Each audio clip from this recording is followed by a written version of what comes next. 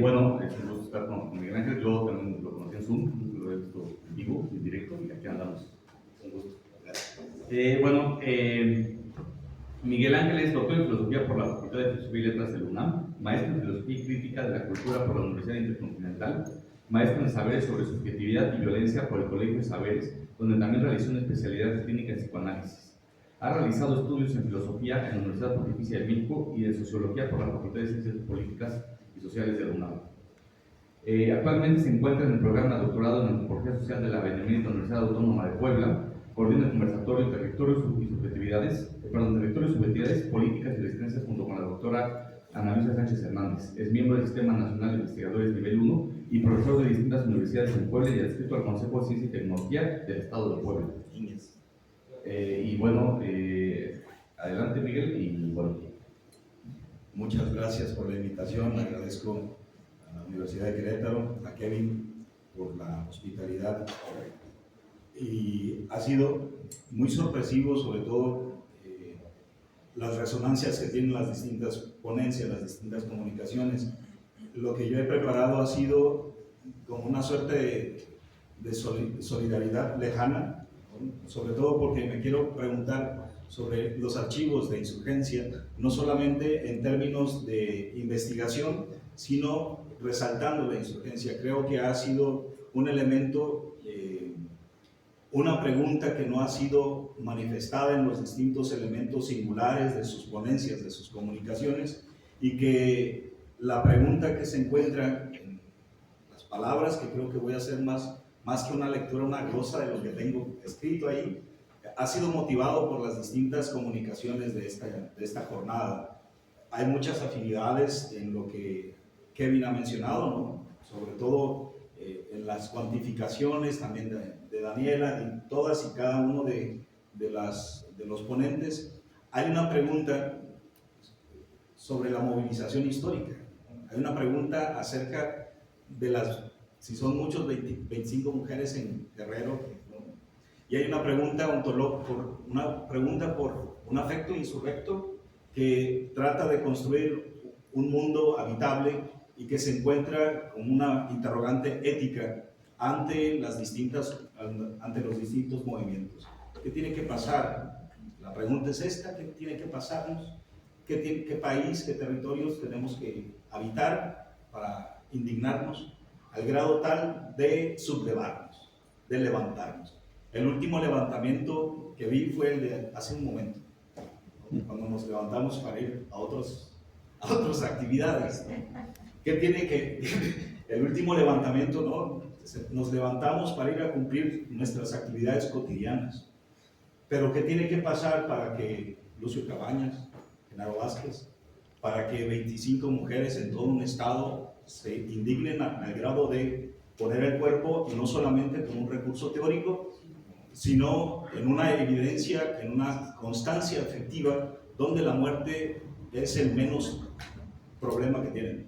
Porque la vida parece ser más grosera, más altanera, más tirana, ¿no? Entonces, estas consideraciones nacen precisamente por el deseo de la revuelta, de la insurrección, no de la revolución, porque parece que ya la palabra revolución ha sido cooptada por una serie de discursos monumentales y que ha convocado a ciertos posicionamientos instrumentales, estratégicos, tácticos, y en la memoria pues laten las palabras, las acciones, los afectos, las interpelaciones de hombres, mujeres, trans, jotos, de todo, no solamente un binarismo comodino, sino de todo intersexualidades combatientes a una serie de posiciones mundanas en las cuales la simplicidad mata, castiga, desaparece, tortura, viola, agrede, etc.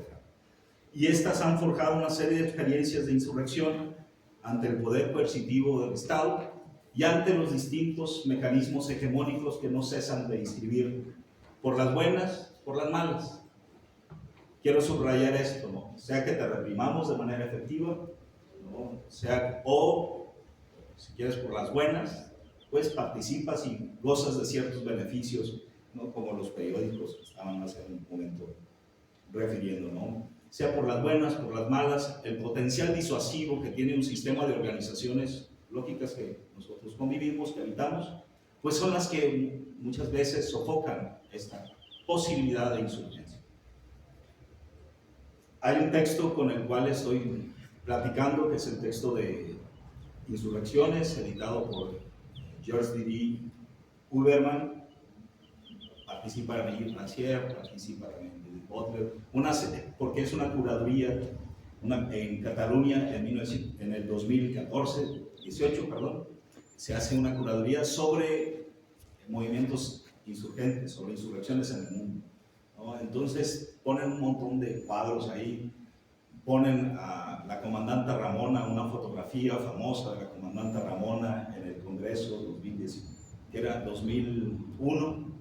Tomada en el Zapatur, si se acuerdan de las generaciones, ¿no? El Zapatur del 2001, donde le toman la fotografía y se vuelve emblemática como una mujer indígena del movimiento zapatista, del Ejército Zapatista de Liberación Nacional, se encuentra precisamente ahí dando su palabra, hablando en su lengua. Rancière contesta un poco en estas discusiones, platicamos ayer en la mesa con la doctora Ana Luisa, le contesta es que las imágenes, las fotografías no hacen revueltas, forman parte, sí convocan una cierta actividad, pero no levantan a la gente, no la organizan. Además, en un museo mucho menos, ¿no? Porque hay toda una estética, hay una entrada, una salida, un orden en el cual se dosifica, se administra, se regula precisamente los afectos, las insurrecciones. Y en nuestros territorios, como lo hemos constatado, el sujeto no ha muerto, como lo afirma la doctora Ana Luisa Sánchez en su trabajo sobre David Cabañas, pero como bien sigue diciendo, los sujetos están desaparecidos, están torturados, explotados, prejuzgados, coagulados en una serie de identificaciones subsumidas en discursos económicos, políticos, jurídicos, sociales. La subordinación a la violencia y el poder parecen establecer el control de la vida. La circulación de las insignias del poder, el éxito, del reconocimiento social, aseguran un triunfo ante otras expresiones, otras formas de habitar el mundo. Pensar en estas mujeres que Daniela ha entrevistado siempre nos conmueve, ¿no? Recibir mientras escucho una palabra que convoca movimientos armados, a guerrillas, ¿no? De Inés Fernández en su lucha en la Ayutla de los Libres y que ha impactado, por supuesto, una serie de movimientos, no sé si son pacíficos, pero son insurrectos, eso sí me queda claro, y que atraviesan una agenda clandestina de la defensa de los derechos humanos y que no se adscribe precisamente al discurso gozoso institucional. Pero ante ello, la pregunta es cómo entender pues, el fracaso de la guerrilla, cómo entender inclusive, pues sí, empezó como guerrillero, luego como profe, autónoma, con esos, cómo no domar el espíritu indómito, ¿no?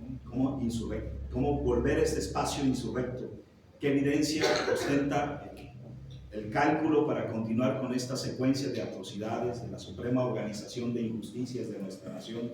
Estoy pensando en la Suprema Corte, en juego con esta suprema organización de injusticias de la nación. ¿Qué sentido establece nuestra realidad histórica para mantener el mal común, especialmente en los más vulnerables, y la indignación en el griterío individualista de las retóricas mediatizadas? Pienso en las indignaciones en Twitter, en Facebook, los compartires que hay un chingo y que no mames, qué alma bella tan bonita somos, qué solidarios y comprometidos. ¿Cómo funcionan los archivos ante la sensación del agravio colectivo? Más aún, ¿cómo funcionan los archivos ante la sensación de agravios selectivos? ¿No? Porque sí nos indignan los secuestros de niños ricos, ¿no? pero no la vida secuestrada de los niños pobres, ¿no? Sí nos secuestran la humillación del feminismo de Hillary Clinton, recordar a Angela Davis, pero no nos ofende la humillación de cientos de miles de mujeres indígenas empobrecidas de por vida. Entonces esos agravios selectivos pues cómo funcionan ahí los archivos, no solamente los archivos documentales, sino porque la noción de archivo, que es lo que estoy tratando de jugar, de pensar junto con ustedes, cómo se articula el divino encanto del discurso de los derechos humanos con la solidaridad efectiva y la crueldad de los procesos de militarización, con qué palabras conjuramos los espectros del progreso, del bienestar ante las pesadillas de indignación. Me voy a sacar una serie de cosas que he redactado para precisamente hablar acerca del archivo, y hay un compa que tenemos en común acá, el doctor Ricardo Nava, director de algo en la Universidad Iberoamericana de la Ciudad de México, que trabaja cuestiones de archivo, ¿no?, desde la vida, y lo hace desde esa tradición, desde esas reflexiones, y considera que los modos de tratamiento de los archivos, en tanto soportes técnicos, son órdenes clasificatorios y tienen una función de poder de retención e interpelación e interpretación, así como también relaciones de autoridad, ¿no?, que cuando es una entrevista debidamente consistente, ¿no? Pensamos en esa entrevista de Kevin de 11 horas y la risa, o esa entrevista invalidada por no tener una consistencia metodológica, ¿no? O cuáles son los documentos que podemos recurrir para suscitar una dosificación de los saberes de la insurrección, ¿no? Y este trabajo que hace nos abre a una pregunta sobre quién autoriza y qué relaciones se tejen entre distintas huellas interpuestas en el archivo, ¿no? ¿Qué vamos a decir que es sujeto de tomar en cuenta y qué chingados no? ¿Cómo nos vamos a indignar en una discriminación selectiva para poder organizar nuestro aparato crítico, ¿no? Y estos elementos van a ser instancias que permiten articular una pregunta sobre la insurrección, sobre la insubordinación, sobre situaciones históricas que se quedan inscritas a contrapelo de la misma historia, para bien tomar al buen Benjamin. ¿Qué se espera? ¿Qué se espera para vivir, para rebelarse? Esa es la pregunta que traigo con ustedes, para sublevarse. 108,000 desaparecidos. ¿Qué esperamos, no? Un movimiento unido, 25 mujeres. Los seres humanos, dice Judith Butler, se sublevan cuando están indignados o cuando no pueden soportar más opresión. Pero en México, como en América Latina y en todos los países, así parasitar todo seguido, para seguir parasitando a Spinoza, el cuerpo puede más de lo que sabe, ¿no? Es decir, soportamos hasta lo indecible, ¿no? ¿Cuánta opresión podemos soportar, ¿no? ¿Qué tuvo que pasar en los movimientos contemporáneos de la cuarta ola feminista para poder tomar las calles y tener la gozadera de el Estado represor es un macho violado? Casi se le enchina la piel, ¿no? Con todas estas fórmulas que se encuentran pintadas, que se encuentran plasmadas en las pintas de los monumentos que tienen este centro histórico, ¿no? ¿Cuándo se traspasa un límite, o cuándo nosotros podemos soportar algo que es indispensable para vivir? Esas preguntas, y se los digo por una situación compartida de mucha ofensa también, junto con la doctora Ana Luisa Sánchez, pues, quien ha padecido de manera sistemática la censura, la exclusión, ¿no? El desdén de instituciones educativas de alto prestigio, ¿no? Que han sido mencionadas, ¿no? Del Tecnológico Monterrey, Campus Puebla, que ha sido precisamente maltratada, ¿no? De forma sistemática, ¿no? A tal grado de que, por supuesto, no es censura, es exclusión, marginación, señalamiento. Entonces, Judith Butler en este sentido considera que la revuelta, que las insurrecciones vienen a destiempo, ¿no? Siempre. Destiempo es la característica propia, ¿no? Precisamente de estos debates. Pero afirma que las revueltas siempre llegan tarde, e incluso cuando intentan establecer un nuevo orden de cosas. Yo recupero a Benjamin en un texto, Experiencia y Pobreza, cuando dice, un poco por doquier, cito, las mejores mentes hacen mucho que han empezado a formarse una idea de estas cuestiones. Las cuestiones acuciantes relacionadas con la situación política del momento se caracterizan por una falta absoluta de ilusiones sobre su época y al mismo tiempo por una adhesión sin reservas a estas. El potencial que nosotros tenemos el potencial que nosotros tenemos para no hacer caso a la insurrección, iba a decir para hacernos pendejos, mejor no lo digo. Hemos privilegiado el diagnóstico, y este diagnóstico que hace Benjamin no ha perdido una vigencia. La agudeza de los diagnósticos que nosotros hacemos, el esclarecimiento de los actores, de las acciones, de las circunstancias, de los múltiples y distintos abordajes sobre las realidades desmesuradas, degradantes, crueles, no se siguen de manera necesaria de un posicionamiento específico en contra de las fuerzas que lo generan. Yo puedo hacer, como lo hice para el Consejo de Ciencia y Tecnología de Puebla, un diagnóstico de la Sierra Norte de Puebla sobre desaparición en comunidades indígenas, pero bien puedo no tener ninguna relación con los desaparecidos. No se sigue de manera necesaria de un posicionamiento específico en contra de las fuerzas que lo generan. La instrumentación, el usufructo, el chantaje, la coartada, se encuentra en los archivos de nuestra realidad histórica y muchos de ellos se doblegan ante la indignación, el agravio, la ofensa, el dolor y cedemos a la inercia mortífera de la sumisión. Nos sometemos. Por las buenas o por las malas, regularmente preferimos por las buenas, pero por las malas se pone más interesante. Me da mucho gusto ver las fotografías de las mujeres que nos comparte Daniela, que no solamente por el discurso visual, sino por ver a una mujer guerrillera. Yo no le quiero poner ex guerrillera porque el combate sigue, la lucha sigue, ¿no? Su lucha como mujeres, como guerrilleras, siguen, se mantienen en otros discursos. Me comentaban la doctora Sánchez, casi como susurro, que muchas de nuestras mujeres guerrilleras son capaces de levantarse contra el Estado, pero no contra la familia, porque los regímenes siguen, porque la opresión sigue. La diseminación de esas causas injustas nos abren también los archivos de la represión, nos abren a otros escenarios conflictivos y muchas de nosotros cedemos a la inercia mortífera de esta sumisión, sea por una concesión melancólica, cínica, nihilista, o sea oportunista y arribista. Cedemos por muchas cosas, ¿no? Yo nada más quiero, para no llevarme mucho el tiempo, ya me lo llevé, pero menos, el archivo. Quiero concluir con estas consideraciones, con el archivo a partir de la escritura, de los soportes materiales, del papel, de la fotografía, de las máquinas, de texto, sea de manera virtual, de la comunicación de nuestros archivos orales también. El planteamiento base es que el archivo se encuentra fundado en la escritura y cuando hay una escritura hay un trazo, cuando hay un grafo también está organizada por la muerte, por la ausencia. Y esto afecta la noción que se llegue a tener sobre el concepto de archivo, en tanto que no hay archivos sin algún tipo de trazo de escritura.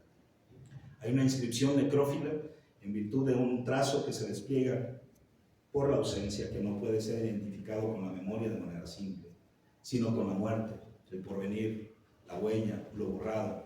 Pero de ningún modo es una negatividad dialéctica, ¿no? Me distancio de esas lecturas hegelianas o de esa tradición ilustrada que da prioridad a la voz, a la presencia, como posibilidades de comunicación y de archivación monumental, ¿no? Ahí, que los archivos se queden fijos, estables, que no se muevan, que se queden encerrados en un folder amarillo, que se queden ahí muertos. Creo que los archivos están más vivos que nunca, ¿no? La materialidad vital de los archivos nos convoca constantemente a una insurrección. Y esta noción de alientos fúnebres se encuentra vinculada con la categoría de destrucción, que al menos desde Bakunin, como puede definir la esencia del fenómeno insurreccional, ¿no? Que el anarquismo mesiánico de Benjamin ligó a la justicia, viene a ser repensada como una fenomenología de la revuelta, que la trabaja un crítico literario que me encontré hace como unos 7 años, se llama Furio Jesi, un texto titulado Spartacus, de manera totalmente original. Y en este lenguaje de Furio Jesi La destrucción de sí no significa de hecho, la muerte como fin de la vida, sino la pérdida del límite de sujeto individual en el encuentro de su eternidad. De manera más sencilla, ¿no? El encuentro que asume Furio Jesse en Spartacus tiene un sentido altamente político, antropológico, histórico, y corresponde a un acto de insurrección que puede ser comprendido no como sacrificio de la vida, sino como sacrificio y destrucción del componente burgués del sujeto. De esas formas gozosas en las cuales cedemos a los afectos insurrectos, a estas indignaciones que claman de una materialidad histórica para no solamente levantarnos y llegar a la próxima clase, sino levantarnos. No solo tampoco para tomar las armas, como bien han señalado, ¿no? Sino levantarse implica, por supuesto, asumir un riesgo, ¿no? Pero serán los que se levantan, los que se alzan en contra del poder, los que están vencidos por ese mismo poder. Serán las revueltas que se prolongarán convirtiéndose en situaciones revolucionarias que claman una liberación teológica, filosófica, para pensar en esos temas, ¿no? O si las revueltas, las insurrecciones siempre estarán intentando cambiar el nombre y convertirse en insurrecciones. En estas insurrecciones perdurables que inician con un futuro liberador. Los que se levantan, los que se alzan, deben saber muy bien que la revuelta, que la insurrección puede no funcionar y que el fracaso puede llegar a ser el fin de la historia, o al menos una conclusión posible de la historia. La historia, sobre todo lo que hemos estado platicando en esta jornada, son historias de revueltas o de insurrecciones más o menos fallidas, fracasadas. Estas se están convirtiendo a través de la palabra, de la escucha, de la presencia intermitente de una generación que no ha escuchado de su palabra, precisamente de ellos, se convierten en un hito, en un precedente histórico para que se subleven de nuevo. Y una revuelta siempre valiente, fracasa, pero en su fracaso adquiere un éxito porque va a producir héroes, mártires, testigos de un sacrificio, de una ofrenda, de una donación para un territorio, para una comunidad. Va a ser una imagen de esperanza. Y mediante el fracaso, las revueltas tienen la posibilidad de convertirse en un emblema, en un símbolo, en un ícono. Y ese ícono es el que hemos estado escuchando en distintos matices. Íconos perversos, íconos sublimes, ¿no? Perversos con sotana o sin sotana, perversos con gis o con pizarra, ¿no? Y todos ellos activan revueltas futuras, insurrecciones venideras, que están por venir. Y una revuelta emblemática puede traducirse en otro espacio, en otro tiempo, o puede reproducirse en este lugar como parte de un proceso en marcha. Yo les agradezco mucho la hospitalidad de su escucha, la atención que han puesto a estas consideraciones filosóficas, como lo he dicho, acerca de la insurrección, acerca de los archivos de insurrección. Muchas gracias.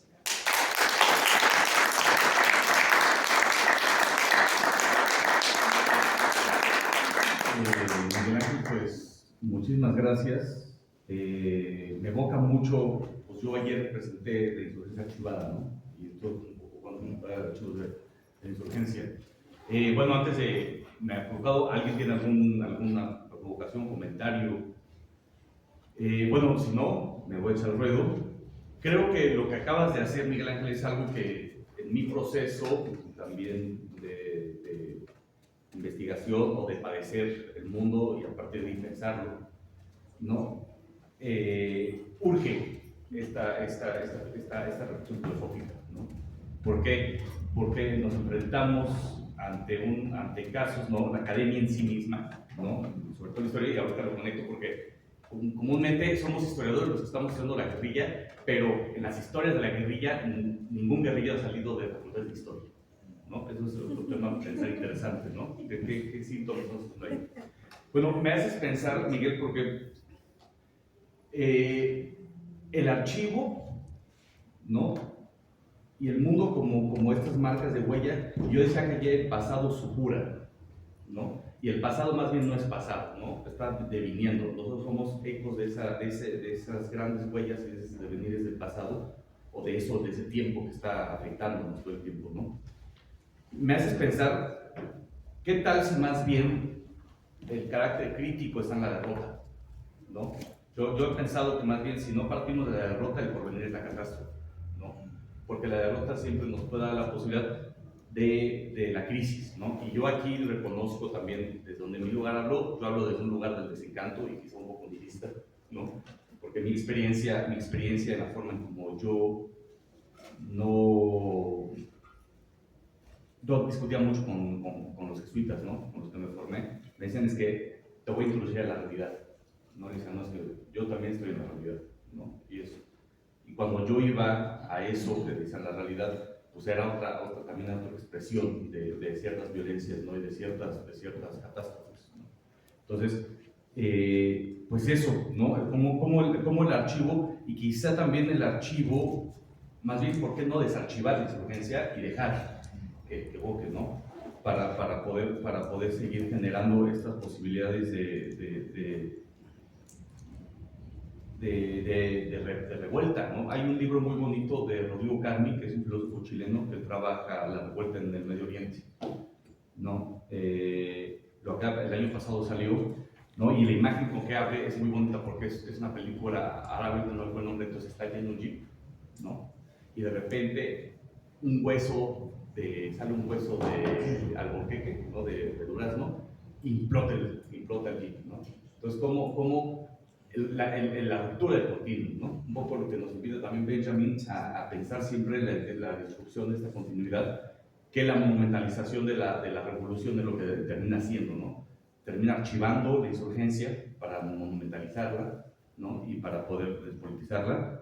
Y bueno, eso me ha provocado. Muchas gracias. Todo se escucha más bonito cuando aplaudimos todo. ¿No? Muchas gracias. No, gracias a ti por la intervención, por la invitación. Ayer platicábamos un poco de que, recordando la guerrilla en Nicaragua, Somoza y Ortega son la misma cosa. Pensando en nuestros territorios, en nuestra experiencia histórica, ¿no? Parece ser que Calderón y Obrador son de lo mismo, de lo peor. No lo sé, no sé.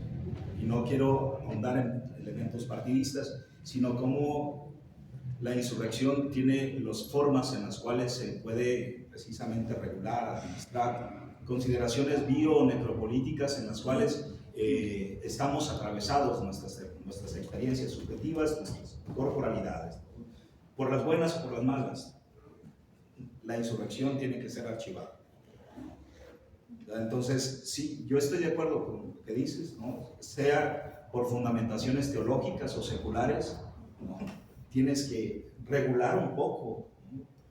La infancia de nuestra vida, ¿no? Tiene que estar superada esa cosa, esos aplausos infantiles de la niña, ¿no? Que llega y se va, ¿no? Pues a mí me parece que es eso, ¿no? Benjamin también tiene en gran estima la infancia por este carácter insurrecto, en que en su espontaneidad, por supuesto, viene, perturba, interroga, cuestiona y manda al diablo los distintos discursos y posicionamientos consolidados. El adultocentrismo o el binarismo, la democracia o la alta gracia, no importa de dónde venga, lo que sí importa tiene que ver con una disposición, ¿no? Que es lo que platicamos en otros espacios, una disposición de apertura a lo inédito. Esa historia por venir no es una historia futura motivada por la esperanza, sino por el advenimiento también de algo que emerja y trastoque. Por eso, un poco la inquietud de compartirles estas consideraciones. Esto está pensado, ¿no? Gracias a Inés Fernández Ortega, a Valentina Rosendo Cantú, mujeres aguerridas, silenciadas van a seguir siendo silenciadas, a pesar de que tengan en algunas veces algún micrófono de vez en cuando, su palabra silenciada. Tantas mujeres, ¿no? Mujeres indias, negras, ¿no? Mujeres trans, para decirlo con estos sectores desprovistos de un escenario de visibilidad, van a seguir haciendo una lucha. Yo creo que la revuelta no está aquí, la revuelta se está dando en otros espacios, la insurrección está donde no se ve, donde es difícil llegar. En el 99 estaba yo haciendo una experiencia de inmersión en la Sierra de Songolica, en el norte de Veracruz, en el norte de Oaxaca, sur de Veracruz, y yendo a una comunidad le pregunto a uno de los que me encontré en el camino dónde estaba en Buenos Aires, una comunidad chatina, una comunidad chinanteca, y me dice, es que ahí no se llega en carro. Ah, gracias, yo me seguí. Años después me cayó el 20, pues, de que a las comunidades se llega caminando. A las realidades no se llega a través del progreso, del desarrollo, se llega, como me ha enseñado Inés Fernández, ¿no? Cómo caminan en la montaña. En la montaña caminamos de frente y con el corazón por delante. Así caminamos. No caminamos, y no de frente y por delante como una noción de progreso, sino con una dignidad que no se mide en estilos de vida, más o menos atravesados por el capitalismo, por una lógica distinta que nos hace de este mundo hostil, ¿no? De este mundo que, si Heidegger tiene razón, que venimos arrojados a este mundo y que somos seres para la muerte, pues que mientras llega la muerte podemos construir espacios de cordialidad, espacios de cariño, de ternura, de cuidado, ¿no? Y como Inés también nos ha enseñado, ¿no? La solidaridad es la ternura entre los abandonados. Creo que los archivos, precisamente, los archivos más abiertos, están ahí, a contrapelo de la historia, a contrapelo de nuestra misma experiencia cotidiana, ¿no? Nada más, querido Francisco, muchas gracias por eso, ¿no? Por soportar la palabra, hacer soporte de esta palabra, de estas consideraciones, y siempre pues agradecido por su invitación.